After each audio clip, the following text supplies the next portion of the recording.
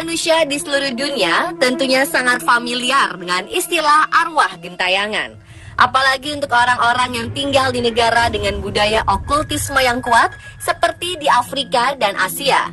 Arwah gentayangan digambarkan sebagai roh orang mati yang masih berkeliaran di muka bumi ini dengan agendanya masing-masing. Ada yang mengatakan karena orang mati secara tidak wajar, ada yang mengatakan roh orang mati tidak mendapat tempat di alam baka. Bahkan ada yang mengatakan roh orang mati yang ingin balas dendam. Namun dari semua pendapat tersebut, belum tentu semuanya benar. Tergantung pribadi masing-masing yang menilai.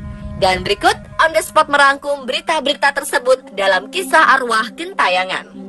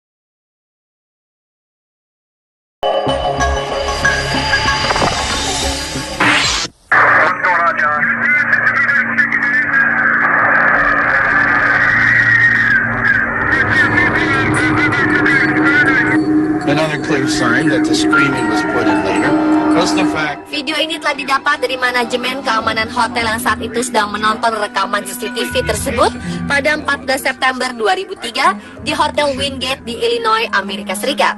Suaranya terdengar pada latar belakang rekaman.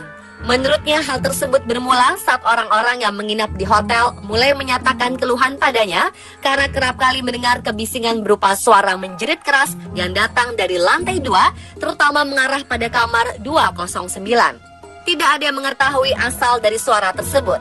Namun setelah diperiksa lebih lanjut, mereka menemukan bahwa selama bertahun-tahun beberapa keluhan dari suara-suara aneh tersebut memang datang dari kamar nomor 209. Saat melakukan penyelidikan, terdapat rekaman yang menunjukkan seorang karyawan Wingate Hotel yang memasuki ruang kosong dengan jeritan menyedihkan tersebut berasal. Sang manajer yang terdengar beradu pendapat dengan karyawan yang memeriksa mendesaknya untuk menunggu hingga polisi tiba, namun dia tetap menyelidikinya. Lalu sosok bayangan putih kemudian terlihat pada kamera CCTV, terlihat meninggalkan ruangan dan berjalan menyusuri lorong. Dan pada saat memasuki ruangan, pria itu menemukan furnitur yang terbalik dan karpet yang sobek di dalam kamar, namun tidak menemukan adanya seseorang di sana.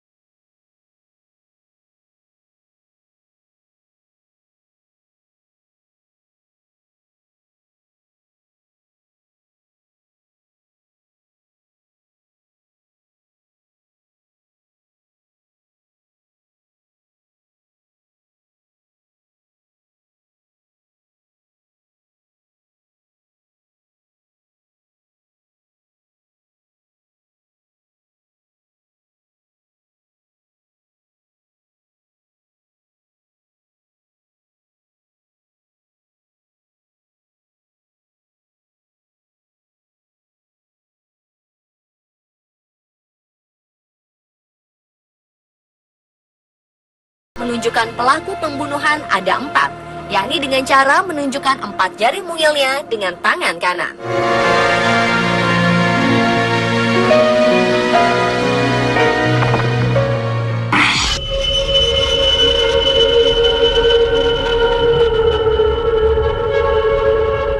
Pasca tewasnya Siska Yofi di Jalan Cipedes Tengah, Kecamatan Sukajadi, Bandung, pada 5 Agustus 2013, kisah mistik pun bermunculan dan menjadi buah bibir di kalangan warga sekitar.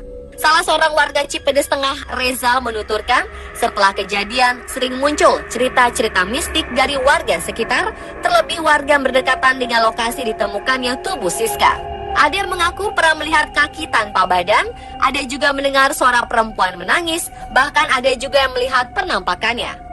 Bahkan Reza menambahkan bau amis dari darah korban masih tercium hingga 3 hari setelah kejadian. Reza ikut menggotong jasad Siska pun merasa selalu diikuti oleh arwah korban.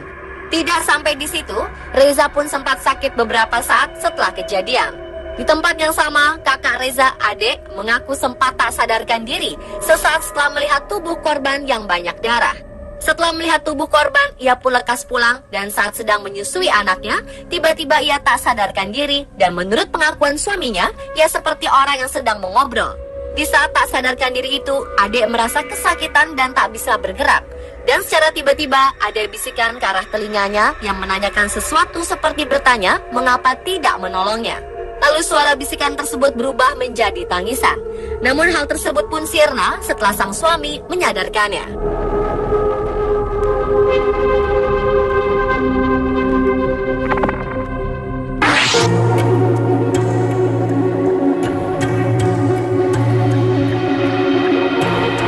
Orang tua korban bocah mutilasi Baikuni alias Babe meminta jenazah anaknya Ardiansyah dikembalikan agar bisa segera dimakamkan secara layak. Jenazah yang masih berada di tangan polisi untuk diperiksa diminta sang ibu kandung Nur Hamidah dan ia pun melaporkannya kepada Komnas Perlindungan Anak. Menurut Nur Hamidah, jenazah anaknya itu sudah berada di Rumah Sakit Polri Kramat Jati sejak Jumat 8 Januari lalu. Namun hingga beberapa hari setelahnya, polisi belum jua mengembalikan jenazah anaknya itu. Kepada Sekjen Komnas Perlindungan Anak, Aris Merdeka Sirait, ibu korban mutilasi itu mengaku sudah berulang kali didatangi oleh arwah Ardiansyah. Untuk itu ia sangat berharap Komnas Perlindungan Anak mendesak polisi agar segera mengembalikan jenazah anaknya. Seperti diketahui, Ardiansyah dipotong-potong oleh tersangka Babe di kawasan Pulau Gadung dan mayatnya ditemukan di proyek banjir Kanal Timur, Jalan Raya Bekasi, dibungkus di dalam kardus minuman mineral.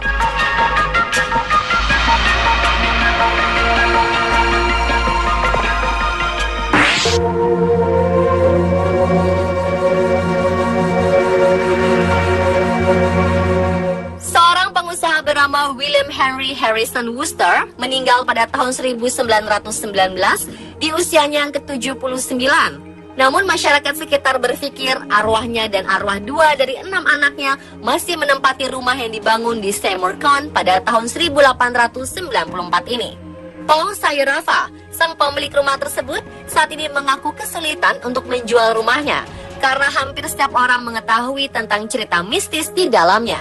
Diketahui, Paul telah lama berhubungan dengan kelompok paranormal yang ingin mengkonfirmasi keyakinan mereka akan adanya arwah gentayangan di rumahnya. Ia membeli rumah bergaya Queen Anne tersebut 15 tahun yang lalu dan hidup di dalamnya dan membuka restoran yang ia beri nama Carousel Gardens. Sejak awal, ia telah mengakui bahwa ia sering berhubungan dengan arwah Wooster dan putranya Horace. Namun Paul juga mengatakan jika ia merasa paling dekat dengan arwah putri bungsu Pak Wooster bernama Helena Ruth.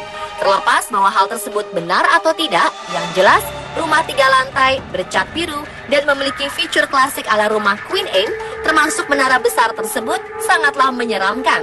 Selain itu, rumah itu memiliki 20 kamar dengan luas 9.000 meter persegi, dan kaca jendelanya masih asli memakai kaca patri.